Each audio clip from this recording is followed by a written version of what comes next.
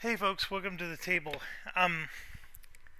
I just recorded an hour of playthrough and I lost the file. I um I'm quite tired because I'm burning some midnight oil trying to squeeze this in, and in my haste to get the file uploaded, I noticed that my disk was near full, so I started to delete some of my old files that have already been uploaded, and I ended up including the one that was just getting ready to upload. I deleted everything, and there's the recycle bin. These files are so large, I'm not able to restore them.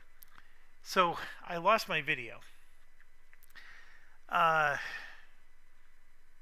okay, so I chose scenario 2. Let me just recap on what you missed. We chose scenario 2. We just started. There was another elite guy here. He's now dead. All of our characters are at full health except for this one, who took 2 damage to summon the skeleton. I swapped out some of my cards for X cards, because remember, you can have level 1 cards, or you could have, there's 3 cards with an X on them. So one of those X's was this fire dude, the torchbearer, and she summoned him, and he already died. So that's from a battle perspective, that's what happened. These 2 archers, this archer was the one that actually killed him, and then they both laid the traps. That's part of their AI. I guess I probably spared you because I went 48 minutes talking about this, that, and the other thing before we even started this scenario. And my video was an hour and 15 minutes long. So it just shows you, like, there was only like 15 to 20 minutes of actual playtime, and the rest was just talking about things. So I'm going to try to talk about them a lot quicker this time, just so we can get caught up and then move on. So a lot of things have changed. It's been 2 weeks since I last recorded this game, and I had to do a lot of refreshing of, okay, what's their personal goal? What's their whatever, right? And so we went through that, and then we spent a lot of time going over what their combat mission is, and I even went over what their mastery quests are. I don't have to bore you with all that stuff. A lot of it was just necessary. Before I start the scenario, I got to remind myself. So, for example, the Blink Blade needs to kill these guys as part of his personal quest. 2 of them. And so, if the Blink Blade ever kills one, which he hasn't, I got to mark that down. So, 3 things, actually 4 things have happened since we last recorded. All of them good. The first one, just say real quick, Paul Grogan's gaming rules video on how to play this game finally released. It didn't exist at the time when I started this, and I have to say they're very good. I highly recommend you watch them, and especially the outpost phase 1. I really found that one to be helpful. I think the rules for this game sort of stink when it comes to what you're supposed to do during the outpost phase. The other thing was just a viewer pointed out that the formula I did was wrong. There is no inspiration gain. Inspiration gain between missions it's like a catch-up mechanism for when you play with less than 4 characters. And I'm playing with a full 4, so the way the formula works out is I would have not gotten any inspiration. At the end of the last video, I gave myself 1 inspiration. Alright, so that was 1 of the 4 updates. I'm actually only remembering 3 of the 4 updates, but that's okay. We can rock and roll this. Update number 2. I paid for an app, and the app looks like this. It's it's annoying because the tablet has to stand in a portrait, but basically it's Frosthaven, and what it is it's the narration of all the scenarios. So I actually played the narration for this scenario, which was 2 minutes long.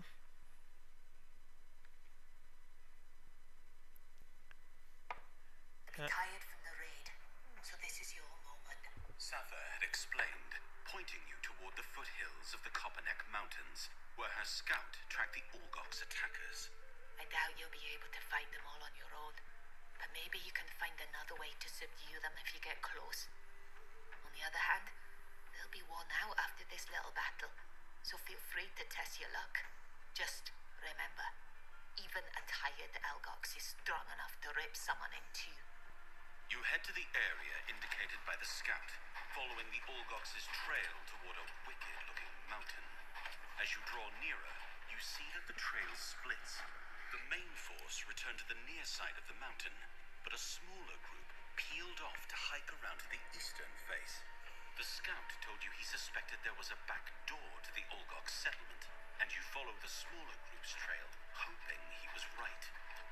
The path narrows as you approach the steep eastern face, winding up to an overlook high above.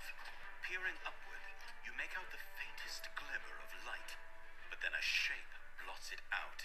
A body, large and white, tumbles over the rocky ledge like a boulder, slamming against the jutting rocks. A dead Orgox brawler, just like the ones who attacked Frosthaven, lies at your feet. Judging by its injuries, the rocks weren't its only problem. There's a fight above. You scramble toward the top, hoping to make it before the battle is through. When you're halfway up, another furry shape appears over the ledge. More intruders! She scoffs. You will never open the sky hole. This place belongs to the ice. You're shocked at the fact that an Orgox just spoke your tongue is quelled as the speaker lifts a huge boulder and hurls it down at you. Time to move.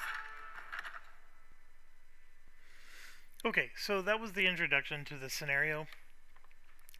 I actually like this. First of all, I'm not having to read it. That's the largest thing I like. Reading it doesn't bother me, but reading it out loud to you guys is what bothers me. So the fact that this plays the scenario introduction is fantastic.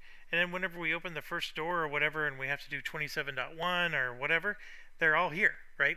So it's all the audio, and there's nothing to actually physically see. Like, I don't need to have my tablet in front of you, but I thought it was great. And so we're definitely adding it to the game, and you just heard it. I think it's an excellent addition, and very, very satisfied with this.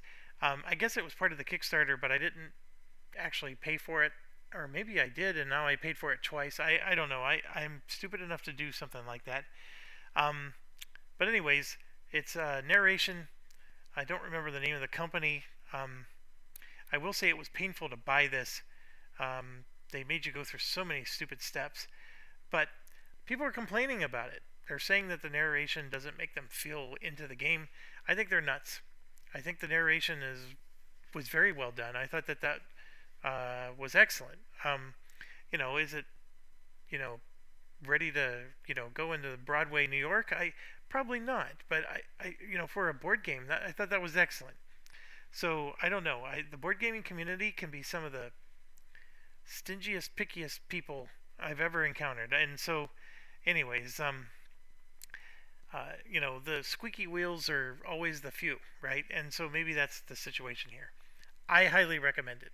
It is $18. It's, for some of you guys like balk at $18, even though paying $200 for a board game doesn't bother you one bit, or $50 for your sleeves, but it's $18. So, measure your own personal net worth and figure it out from there. You don't need it. It's just it's a nice little thing. Okay, and so then once I get that out of the way, we have this, which is an app, companion app.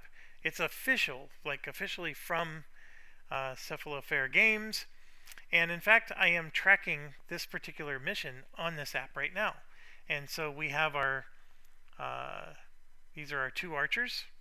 So the yellow being elite, and during the beginning of this, they moved and then they shot, and they even show in yellow how much the elite person moves for and how much the elite person shoots for.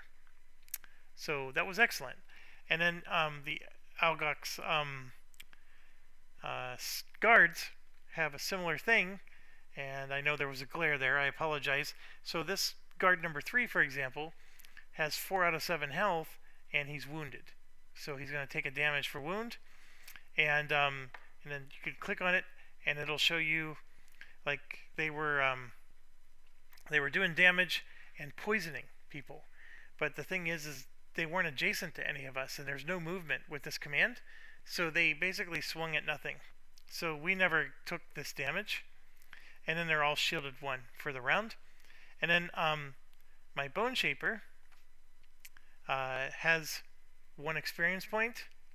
So far, no loot cards, although I just remembered I gotta put a loot token down. We just killed somebody, so let me do that real quick.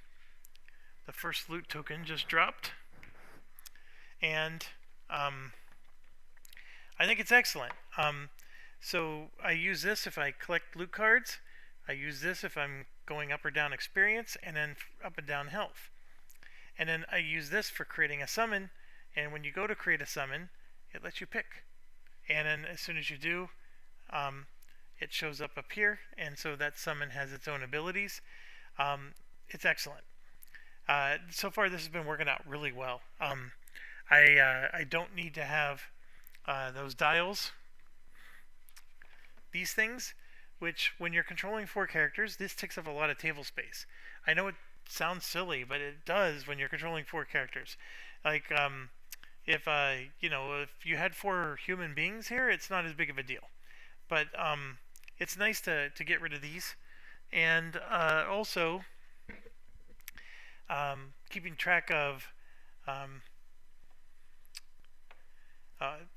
yeah, I'm losing my thought here. So up here you can see that actually the sun is out. I need to put that back on. So you don't need to have this table anymore. So that's now obsolete. And then also the monster deck. And you can see I cursed them once. So there's 1 curse card in their deck, and they drew a +2 when they attacked me. And that's actually how our torch guy died. Those archers were only going to do 3 damage, but they ended up getting a +2, and it made it 5. So it was just a bad draw. And so it manages the monster deck for you, so you don't have to shuffle that anymore. You don't have to do anything with it anymore. And then check this out. There's the loot deck. So same deal. Whenever I'm ready to draw loot cards, I just click, click, click, and then boom, they come up. It does show some things at the bottom, and basically it's just a little chart here. So the scenario is level 1, trap damage is 3, etc., etc.